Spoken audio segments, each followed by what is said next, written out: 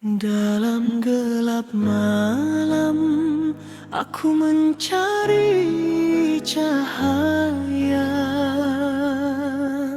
Dalam ujian hidup, aku mencari Dia. Ya Allah, Engkau satu-satunya harapan. Langkahku lemah dalam dunia yang penuh tipu, hati terluka, jiwa hampir rebah selalu.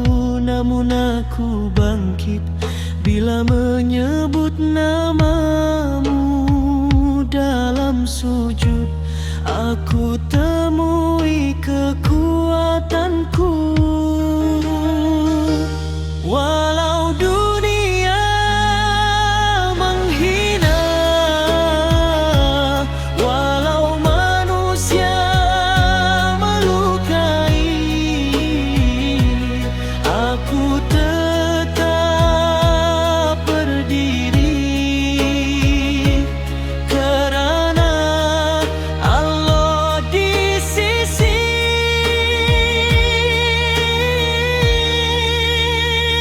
Ini ujian darimu ya Rabb, untuk kuatkan imanku yang rapuh. Aku reda, aku berserah, hidup matiku hanya untukmu Allah.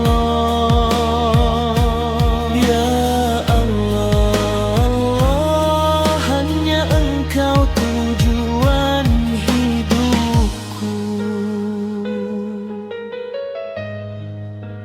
Aku pernah jatuh, aku pernah hilang arah, aku pernah lupa siapa aku sebenarnya.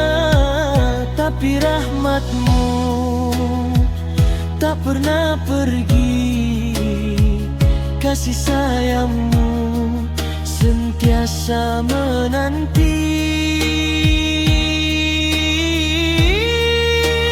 Jika aku menangis, Engkau mendengar. Jika aku lemah, Engkau menguatkan. Jika aku hilang, Engkau menunjukkan jalan.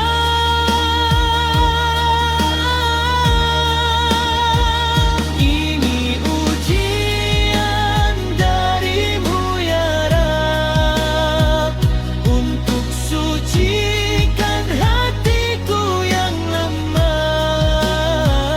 Aku kembali, aku bersujud, aku kembali kepadamu ya Allah. Ya Allah, terimalah aku sebagai hamba-Mu. Ya Allah, ampunkan dosa-dosaku. Ya Allah, bimbinglah hidupku.